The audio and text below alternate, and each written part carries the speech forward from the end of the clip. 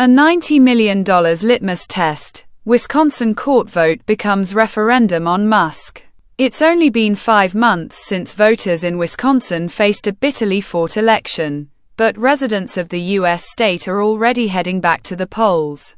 This time, Elon Musk looms large in the race to fill a vacancy on the Wisconsin Supreme Court, even if the billionaire's name doesn't appear on the ballot. It's the most expensive judicial contest in U.S. history. With more than $90 million, £70 million, spent so far, including $20 million from Musk and groups affiliated with him. The choice is between conservative Brad Schimel, backed by President Donald Trump and Musk, and liberal Susan Crawford, who is supported by former President Barack Obama and Democratic mega donors like George Soros.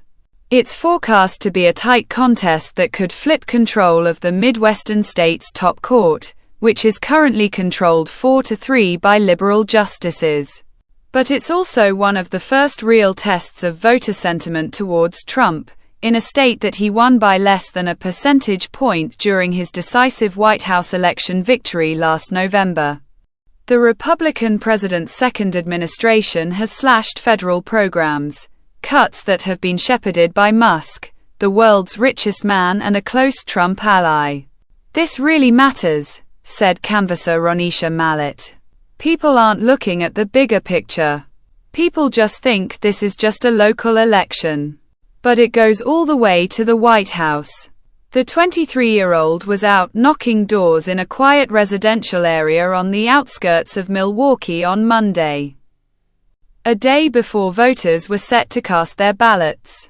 She was here with Black leaders organizing for communities, encouraging people to vote.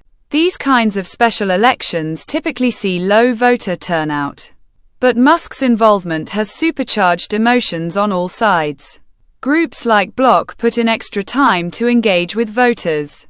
Not everyone opened their front door on Monday, but some of those who did told Ms. Mallett they had already voted. By Monday, some 644,000 people had cast ballots early, according to the Wisconsin Elections Commission. "I hate Musk. I hate his guts," Peggy, standing at her door, said. She didn't want to give the BBC her full name, but described herself as an independent voter who has soured on the Republican Party. "I think Musk bought the presidency," she said, in reference to the $250 million that Musk spent in support of Trump's presidential campaign. "And so I think he's trying to buy the election here," Peggy continued. "And I am hoping that people are starting to wake up." Democrats, too, have rallied deep-pocketed donors in support of Crawford, along with Soros. Illinois Governor J.B. Pritzker and LinkedIn founder Reid Hoffman have reportedly contributed large sums, but their names haven't inspired the same vitriol as Musk's. Another resident, who gave his name as Pullman, said he had already voted, in part as a reaction to Musk. "When you're a billionaire, you don't spend money for no reason," he said. "He's just spending it with purpose."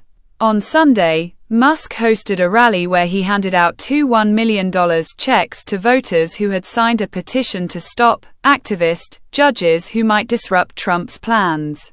"We drove about a half hour outside of Milwaukee to Waukesha, a swing county that President Trump won. Around 100 people were gathered at the Dockhouse Brewery and restaurant overlooking a baseball park, where Schimel made a campaign stop.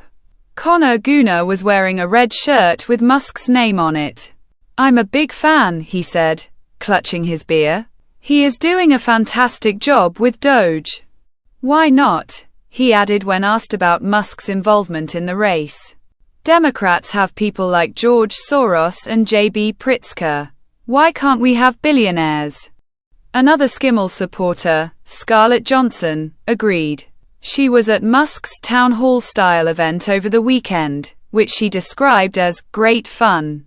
But she said she also understood the criticism. "Look, I think it would be great if no billionaires were involved at all, but if they're going to be as they have for Democrats, It's only fair they're involved for Republicans. On the left, strategists see a glimmer of light as they search for a clear political strategy. Drive down the roads, and you can see billboards plastered in cities like Green Bay and Madison that read, "Don't let Elon buy our court," and depict the SpaceX and Tesla boss as a puppeteer. Switch on the TV and you'll see attack ads that say, "Elon Musk is out of control." Going after Musk instead of Trump seems to be a strategic option for Democrats. A poll by Marquette Law School suggests Musk is viewed unfavorably by 53% of registered voters here. Driving in his car across rural Wisconsin, Ben Wickler, chairman of the Wisconsin Democratic Party, told the BBC that if Crawford could beat Schimel, there'll be a very clear kind of game plan for how to fight back against the world's richest man trying to destroy American democracy. Alison Prush, a professor at the University of Wisconsin-Madison who specializes in U.S. political rhetoric, said this race was a strategy test for both sides. "We know that Wisconsin, up to the very end of the presidential cycle, was very close," she said, noting that some cities such as Milwaukee and Madison unexpectedly swung towards Trump and helped deliver him the state's electoral college votes. What happens in Wisconsin now is going to tell us a lot about what's going to happen, not just in 2026 but in 2028.